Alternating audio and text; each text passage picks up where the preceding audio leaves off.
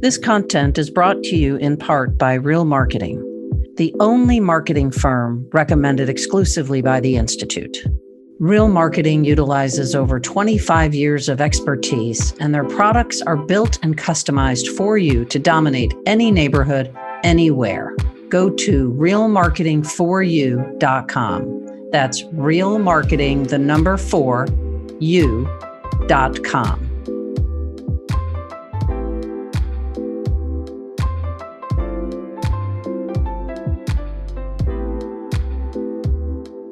Welcome, Lesley. Thank you, Diane. Glad to be here.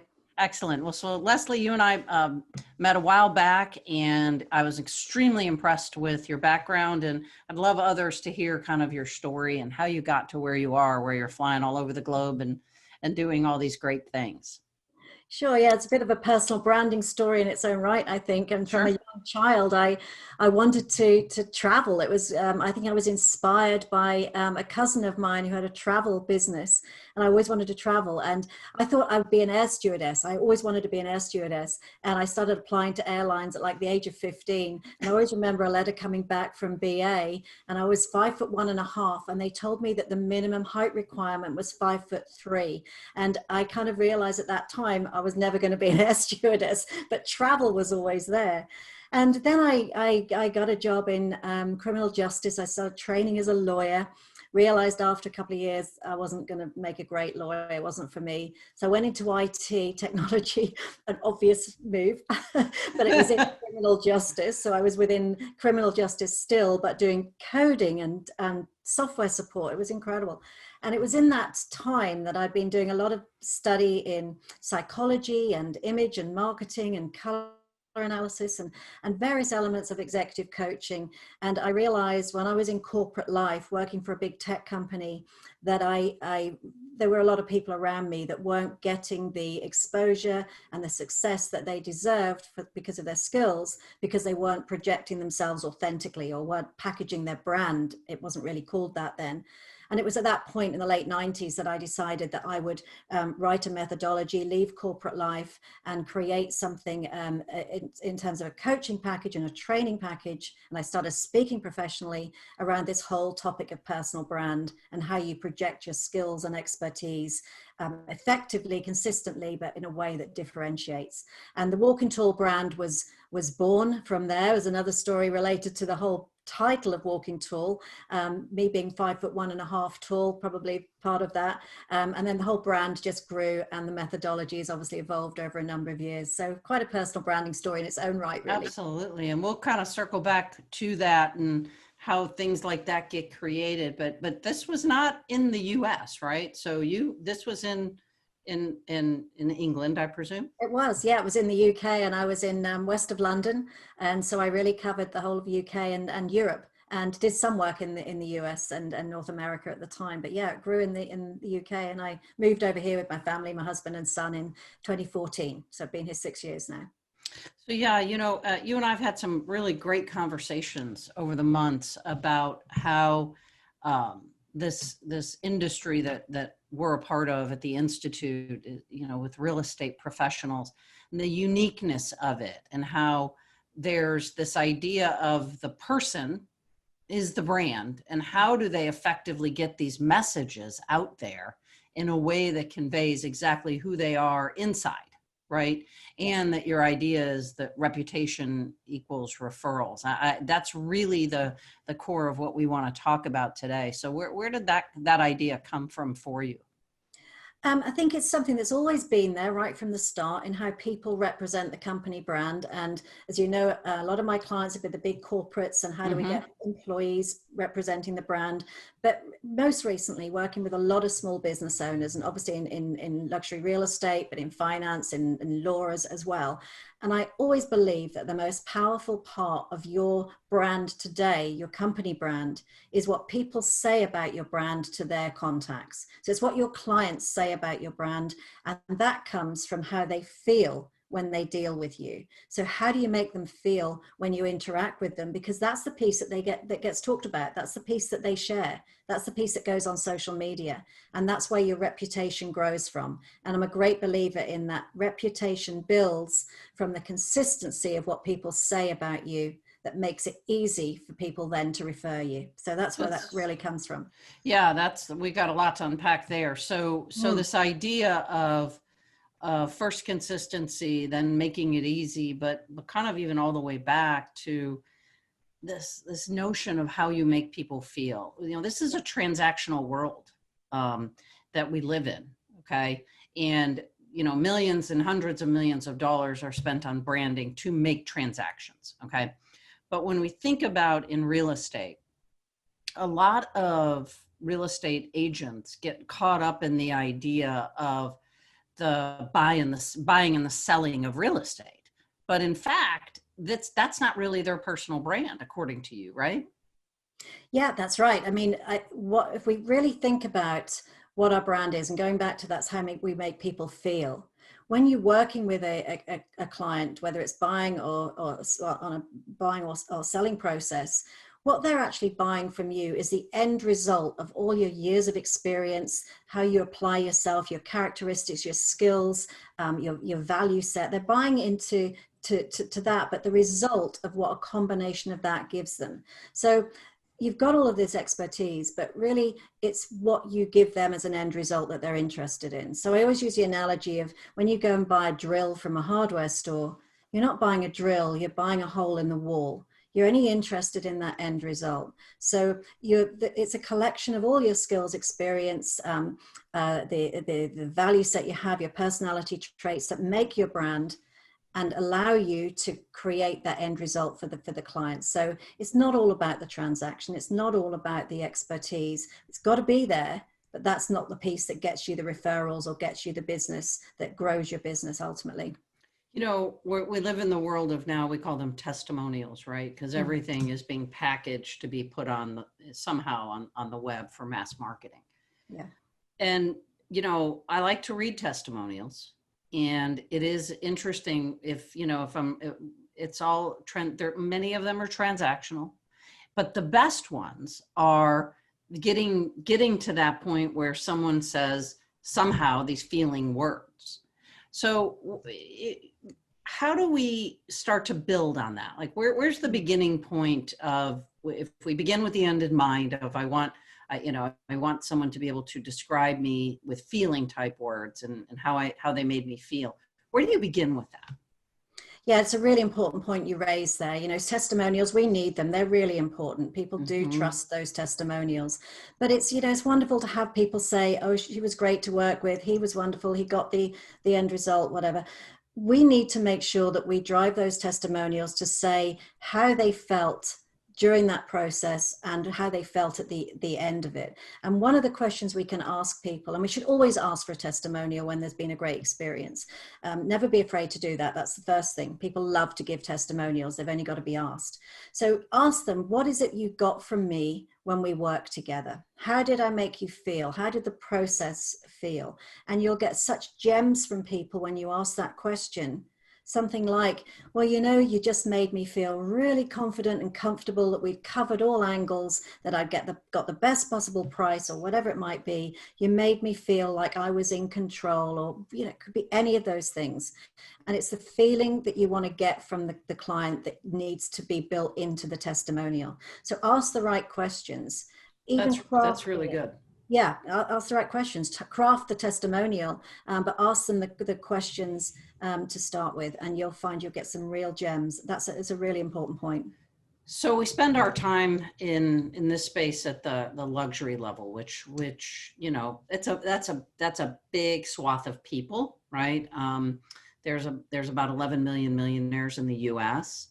But luxury real estate, right, in particular, this idea of how are the mass affluent all the way up to the super high net worth individuals, how do you perceive them as being different in this idea of interacting with a brand?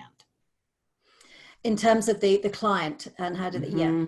It all comes back down to me being treated as an individual, making it personal. I don't want to feel like I'm a number, that I'm just a transaction. And if you can make me feel special because of the way that you talk to me, the things that you remember that are specific about me personally, then I feel great because I feel special. So it reminds me about a story I think you've heard, Diane, that it really does give you or illustrates how important it is to make people feel special. And I was working at the Langham Hotel in London several years ago. Langham Hotel, if you haven't visited, is one of London's 5-star hotels. And one of their key brand values is providing exceptional guest experience. And I was doing a 2-day program with their managers, having lunch on day one with the HR director. And on the drinks menu at the Langham Hotel at that day, they had something on there that actually I grew up with as a child and I didn't see very often in London at the time. And it was ginger beer. Now I love ginger beer. I love to try new types of ginger beer. People, know I love ginger beer. I have ginger beer stuff all over the house. So I love ginger beer. So I said, I'll have a ginger beer. I'd like to experience that at the Langham Hotel. The waiter came back a few minutes later looking a bit sheepish and he said, I'm really sorry, madam, we don't have any ginger beer today. We've run out. So I said, I was looking forward to this ginger beer experience at the Langham Hotel, and we had a laugh. At the end of day 2, when my car had been valet parked and they brought it back, on the passenger seat of the car was a bottle of ginger beer and a note that said enjoy, and a bottle opener so I could have it on the way home. Now I was blown away by that, but it didn't finish quite there, because 4 months later I organized a conference and brought some international speaker friends over to London, and we all stayed at the Langham Hotel. And when I checked into my room that night, you can guess what was in there: 2 bottles of ginger beer and a note that said enjoy. Now, I know there's a mechanical process behind that between the waiter and the valet service and the CRM system for 4 months later. But that didn't matter to me, because what mattered to me was how they made me feel. They made me feel special. These little touches that we can just make people feel special. And the key to that is that I've told that story to thousands of people around the world in conference presentations. And people remember the Langham Hotel as a result. They remember the ginger beer. They send me pictures of ginger beer. I've had 2 crates of ginger beer delivered to me over the years. And people remember the Langham as a result. So that's what I mean about making people feel good. And in the luxury space, this is absolutely critical. We don't want to feel like we're a number. If you can make it about us, then you're really ahead of the game in a big way. Well, and so when we think about, that's a great story. I love that story for a lot of reasons. And yes, CRM is, a CRM. The thing is, though, with those types of stories, it's getting down to the level of the waiter, right? Yes. The person who was in that experience with you, and recognizing the standard by which that hotel, lives by, and getting that employee to walk and talk the brand, Yes. Which I think is, quite possibly one of the most complicated things, right? It's simple when it's you or a small team of people, relatively simple. But the idea of, we've all got those stories, right? We've all heard those stories. We've got them at the Four Seasons, the Ritz. It's what we talk about when we say service. But what I think is important for this conversation is you drilling down to why it's important, not just because it makes them feel that way, but then it makes it easy to have a specific thing to say about you, right? Yes, absolutely. Yeah. And what we have to make sure is that people talk about us, because that's how we get the referrals. Got to make it easy for them to talk about us. The great Oscar Wilde once said, there's only one thing worse than being talked about, and that's not being talked about. We need to be talked about, but in a way that we control. And this is where the personal branding thing comes in, because we need to say, what is it we want people to say about us behind our back? Because that is our brand. What people say when we're not in the room, when they refer us, when they talk about us, that's our brand. So we need to say, what is it that we really stand out for? What is our differentiator? What makes me different? What am I absolutely excellent at? And how do I package all of that so that I can project it consistently, so that I make it easy for people to talk about me behind my back in a way that I control more? So I think, really it sounds really obvious, right? It sounds like, oh, well, of course. But, and getting that sort of integrated into your brand is to me the place where you're unique. Okay. And why I invited you to come talk to us, because I think in the profession of real estate, it feels like it's more about the photos of the home or the photos of the agent and all of those types of things, because that's what people do. They hire photographers and things like that. How do you recommend, is it a process? People, when you're teaching this, how do you teach it? Yeah, I mean, there's many strands to it. And I think one of the things that I can share with you, an overview right now, is a sort of thread that runs right through coaching programs or training programs, or even the keynote to some degree. Sure. And I call it the espresso effect model. Okay. And what I mean by this is that this is a way we can start to really extract and suck out of us what it is that our brand stands for fundamentally and authentically. And if you think about an espresso machine, all the coffee beans that go in at the top, they all represent a pivotal moment in your life, an experience, a challenging time, something your mum said when you were small and you never forgotten, something your teacher said on your first day at school, your first job, all these pivotal moments and experiences that go in at the top end. Then all the coffee beans get ground and percolated to produce your beliefs, your values, your strengths, your motivators, your purpose, your whole personality is created from those experiences. And then in the tiny condensed cup underneath, in its purest essence, that's your brand statement. And this is what we really need to get to differentiate who we are as individuals and who you are as luxury real estate agents. We need to understand what those few sentences are that really describe you and that authentic story, that backstory. So that's vitally important because that's unique. Nobody can copy that. So that's a process I use to help people extract what is really important about them and their brand. And there's always a light bulb moment or two when they look back and say, hey, that experience I had, I'd almost forgotten. It's been in the back of my mind, but that's why I do what I do. That's why I'm really good at X, or that's why I excel out or have an absolute passion for A and B and C. So that's a method that I would use a lot. And it's not easy to do on your own, but you can start to do it on your own.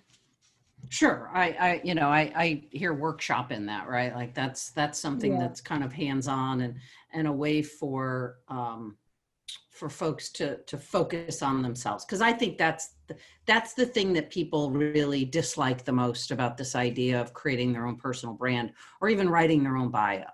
Okay. Yeah, Like this idea of that mirror is just, how am I going to figure all of this out? And so, yes, we've invited you to do some workshops with us. And I couldn't be more excited about that because I think it is the essence of this differentiation of in the profession where there's so many people. I came to the Institute a number of years ago with a charter in my own mind. And that charter in my mind was, how do we help people pick a real estate professional? Because they don't know how to do it. The actual general public doesn't know, because in part there are so many, and because in part this idea of distilling and drilling down to who am I and why should you hire me? Yes. Right. Yeah. And there's, and it's easy in this industry to fast forward through all that and go, wait a minute, I got to do something on social media, and not put the whole thing together as an entire package. And so it's like temptation everywhere.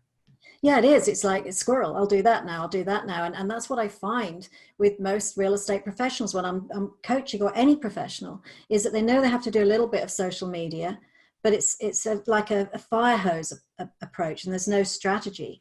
Mm-hmm. And what is always important to start with, where I always start, is to get that brand clarified to start with, get that statement articulated. Let's get absolute clarity on what your differentiators are. And then let's look at how we can hang off social media posts and anything that you do to add a layer to your brand. Let's make sure all of those layers hang off of what that statement is and who you are, rather than just pick something and write about it. There's Yeah, always, and it's not just your website. no, You know, you know, in the training that I've had, right, these sort of the language of branding is these can't miss moments, okay? And I consider can't miss moments even down to the automated reply I do on my email. And these are places where I think, and I don't want to call anybody out, but I do want to bring this up as the tentacles of your brand. Mhm. And one of the things that I think real estate agents do, and they do it to their own demise and they don't even know they're doing it, and that is they talk about how busy they are. And down to an automatic reply on the email that says, I'm really busy. You know, and because somewhere along the line, someone said that the busier you are, the more important you are. So talk about just even something like that and how that could derail the positioning you're trying to do. Yeah, absolutely. I mean, I think it goes back to the absolute core of all of this is how you're making your client feel. Now, if I get an out of office email that says I'm really busy right now and I'm on the road and I'm doing this and I may not get back to you in 24 hours, what I feel there is this person is either disorganized or they're too busy to just, I'm not going to get a really good personal service here. It doesn't fill me with confidence that that person is grounded enough. If you think about the feeling that you get from that when someone says, oh, I'm busy, it's almost like an anxiety thing. Right. It doesn't make you feel good. So it comes back to this same thing. And absolutely, you're right. It's the voicemail message, the email, every post that we put on any social media, voicemail messages that we leave, how we deal with remote meetings like this. Mm-hmm. You're adding a layer all the time to your brand, and they really speak volumes about you. So you're absolutely right to pick on that. And it's something that we often just forget. Same with business cards. You know, your business card, really, you've got to think about what needs to be on there. You're working at the luxury level. It needs to speak luxury and individuality. Photos on a business card are not a great idea at the luxury level. They speak of, you know, a much lower level of quality. It's not a good thing now. It used to be 10 years ago, it was a great idea, but not so much now.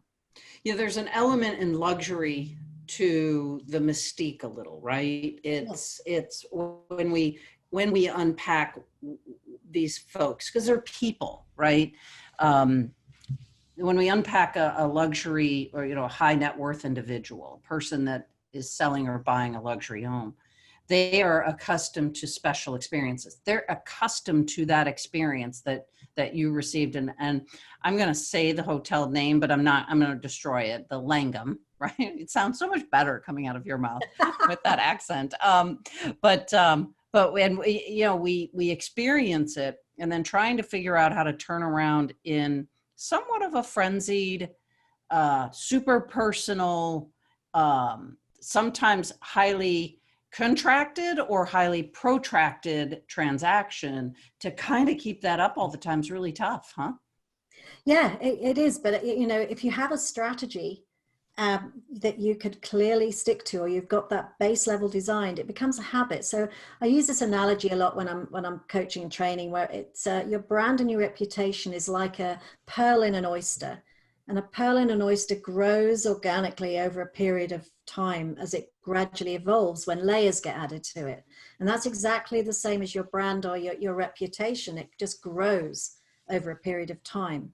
And that's with every email, every voicemail, every interaction you have, whatever shape, form that takes, including social media posts. You're adding layers all the time. But I think the image of a pearl in an oyster just keeps you grounded, keeps you focused, and keeps you reminded of the fact that everything I do is adding a layer, whether that's weakening and diluting it, or whether it's adding it to it and reinforcing it.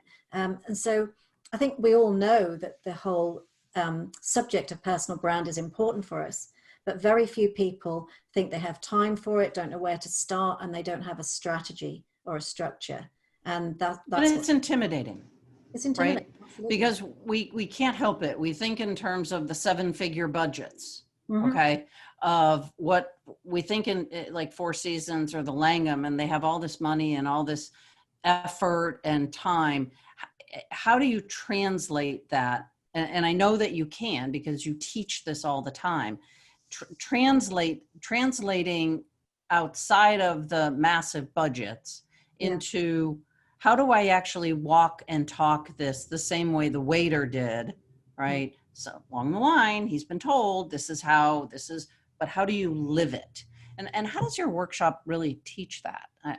You know, I'm gonna ask you to give a couple of nuggets here, if you will. So I think the way you do it is, you know, we can all come up with great words in branding, and big companies do it, as smaller companies do it. We spend hours, days, weeks, months designing what needs to go onto the website, and we'll come up with great words that we think sound good.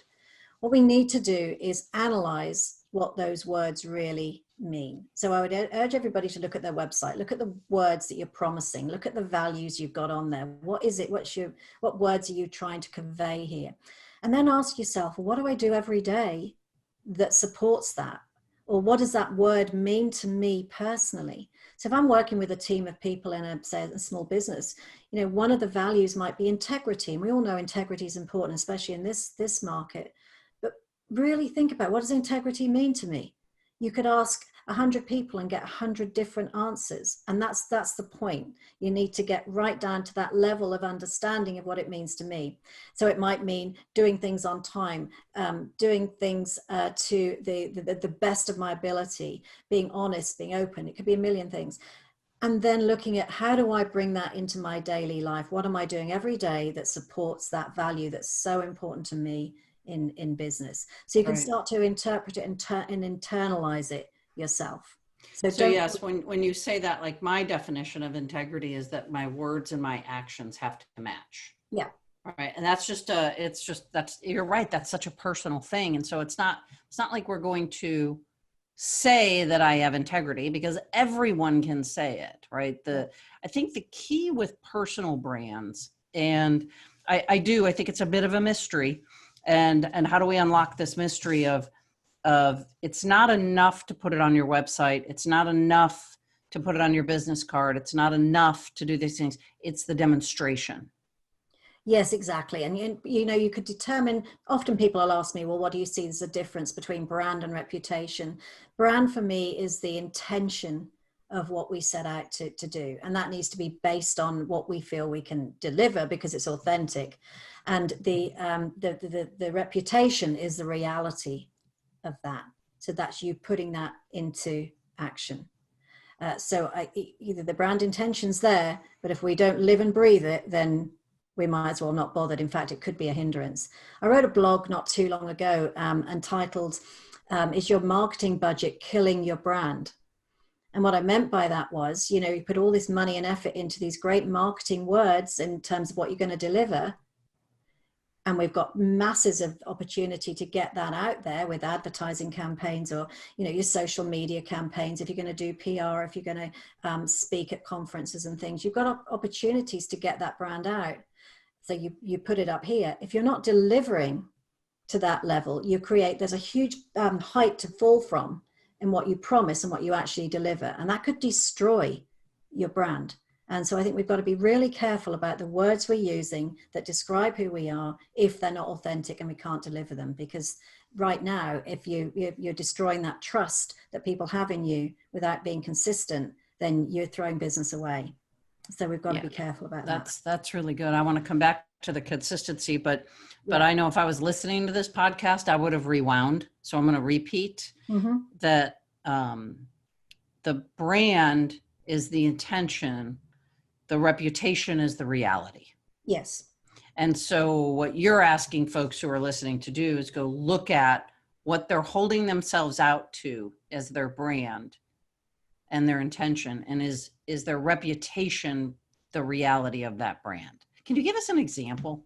There was one I came across in business just recently, and I was working with a team of people at a big accountancy firm, and they have solid values of collaboration, cohesiveness, team approach, things like this. They have a new CEO who's come in. He's been there 5 months, and he absolutely lives and breathes these values. He gets to know people, he connects people, he does everything that lives and breathes these values himself, and therefore he's talked about in a really solid way. People recommend him, they talk about him. He's, you know, I'll put it to the test with this company every time I work with them and ask them who stands out for them as a solid, strong brand, and his name always comes up. So that would be an example of where it's done very well. And so the one thing that you talked about there that I want to come back to, and we talked about it earlier, is we live in the land of referrals. Okay. And I will say this, that the National Association of Realtors has a published study that roundabout says that, you know, when asked, people want to refer their real estate agent. Okay. Like, you know, 7 out of 10 say, oh, okay, I would refer them. But in reality, only somewhere between 10 and 15% actually do, because they can't remember them. Yeah. And so what that does in the sort of the mass part of the market is it creates what we call closing gifts that are branded to make sure that they're remembered. It's very difficult to do that in luxury. Yeah. And so that's why I'm using that as an example. First of all, what we know in luxury and what we know in the world of the affluent and high net worth individuals is they refer far more business to their friends than in the mass market. They literally have people they pass around. So how do you get to be the person that someone passes around, right? How do you make it easy for someone to refer you? You've got to really, and this is absolutely, I believe, core at the center of the work that you do at the luxury level, is really understand and get to know that client. What are the little things that you know that really make them feel good? And it's not always, you know, the most expensive bottle of wine in that particular brand that they like. It could be something that, you know, they value in terms of, I don't know, maybe they're grandkids or something. And maybe there's something that doesn't even cost a lot of money, but the thought is there that absolutely pinpoints what makes that person feel good. You know, what are their values? What really is important to them in their lives? Not the material things. It's not the material things. It's the things that make them feel good. So I would try and tap into that every time. Make notes when you're dealing with people. As soon as you've finished speaking to them, what are the little things that they may have mentioned? The little granddaughter just started horse riding. Is there something that you can do as a gift for the granddaughter? You know, I would go that much deeper level into their values, their feelings, what's important to them in their lives right now. And it's not material stuff.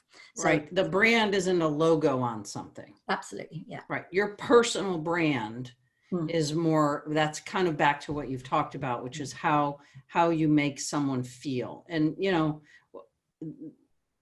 you've given me so much to think about, right? Like this idea that in every exchange that we have, and again, this industry is all about what do I give them, and where do I put my picture, and where do I put my my logo? And that's really at the core just exactly wrong, right? At a lot of levels, but specifically at luxury, right?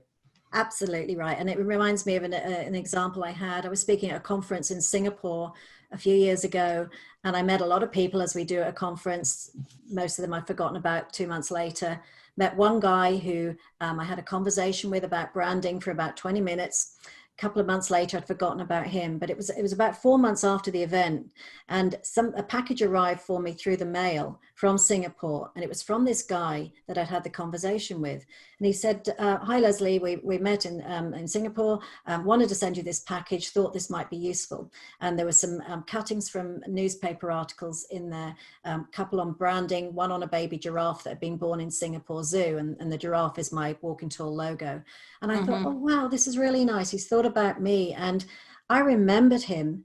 And his business is about strategic planning for small businesses. But there was nothing that represented his brand on there. I just remembered his name. He reminded me who he was, and everything was about me. He wasn't trying to sell me, but he's kept himself on my radar so that when I need that service in my business, I know where to go. He's right there visible. And I think sometimes we forget that we need to keep ourselves visible, but in the right way. And it's always about making it about the other person, not about you. I would even say it's tacky to put a logo on a gift at times. It might be times when it's appropriate, but really ask yourself the question, is it appropriate right now? Could it be more about them instead of me? So, I'm thinking about the takeaways for people on here, and that really feels like the number one, right? It's got to be about them, not about me, not about me, even though we're talking about your brand, right? Yeah. It's almost antithetical here, right? We're talking about your brand, and your brand has to be about how you make someone else feel. So therefore, it's really not even about you. Yeah, in a way. I mean, that's the bit that they'll remember. They will Mm-hmm. remember that piece. They'll remember how you made them feel. Maya Angelou once said, I've come to understand that people will forget what I said, forget what I did, but they'll never forget how I made them feel. So if you want people to refer you, you make them feel really good about you. They'll remember your name. They'll remember who you are. You don't have to throw your logo at them all the time. Mm-hmm. They'll talk about you then because that's what you do. And you've got to be consistent with it. Well, I've had the opportunity to do an abbreviated workshop with you, and the even though these concepts sound simple, they're not, right? The discipline to really go out and build this. So if we were to say there was something that people who are listening could take away and go and think about, um, how how would you ask them to think about their brand statement, for example? Like what is that the beginning point? It can be in terms of in a workshop there'll be a lot more before that, but I think there is something you could start with that, and there's a structure that you could use, and you could say to yourself, well, how people struggle to, how buyers or how sellers struggle to, and as a result, this is what happens. Well, what I do is this, and as a result, this is what we get, and this is what happens as a result of my intervention. And it helps you really extract what it is you're brilliant at, what you excel at, that the client really values. So that's kind of structure. How people struggle to, and as a result, this is what happens. Well, what I do is this, and as a result, this is what we get. And that Really just good. helps you to suck out what it is that you really do well and what people value. So it's a good starting point. So Lesley, okay, so we've talked about the structure and what you need to do to extract that brand statement. What comes next for people here? So the next thing we need to think about is really, how do we get that brand out there, and how do we do that consistently? And the only way we can be consistent, by the way, is if it's authentic. So it's no good creating this wonderful brand statement that sounds marvelous and wonderful, but it's not you. You've got to be able to feel it's absolutely you, because you'll never be consistent with it. And for any brand to be successful, it needs to be consistent, whether that's a big company brand, a product brand, but especially a personal brand. We're never going to be 100% consistent. Things will go wrong. Things don't go according to plan. We'll forget something. We can't perform 100% all the time. But the point is, if we're adding these layers or filling our brand bucket with positive brand attributes and being consistent, if we have to make a withdrawal at some point, it's not going to make a dent in the bucket. It's not going to be noticed. It's just going to be a little blip, and we get over it. So that pearl in the oyster of adding the layers is going to help you be consistent. That brand statement that you really start to draw out what differentiates you and who you are, what you want to be well known for, is your basis. And then thinking about, how do I consistently get that out there with every interaction I have? And that's the visibility of it. The visibility of it in every respect, yeah. And then not just your website, but really you're the walking, talking, right? yes. And expanding that as well. And there's a whole piece around this that we probably don't have time for now, but around visibility, in how do you build your visibility plan? And there's a whole load of elements we can put to that can help you be visible in an authentic way that's comfortable for you, that you may not have even thought about yet. And it's not all about social media and websites, you're right. Oh, that's great. And, as I started out, right, this is a podcast that's really a workshop. And I'm really happy that we're going to be launching that for our members So they'll get the opportunity to really unpack what you're talking about. I mean, we're really only at the surface here, but I always find that branding is a word that's often overused or misused. And so this concept of personal branding it's not always what people think it is. It's not a logo. That's right. So Lesley, this was great to talk with you. If someone wants to reach out to you directly, what's the best place to do so? Okay, thanks, Diane. And the website is probably the best one, and that's walkingtall.org. You can reach me there. And what I do offer to when I'm doing podcasts like this, particularly at this luxury level, is I offer a complimentary 20-minute call with me. So if you have a specific personal branding question you want to ask me, then I'm very happy to have that 20 minutes and try and help in the way that I can in that short space of time. So you'll find on the website there's a way to contact me to set that up. That's extremely generous. Thank you very much for offering that to our listeners. All right. Well, thank you, Lesley. Thank you, Diane.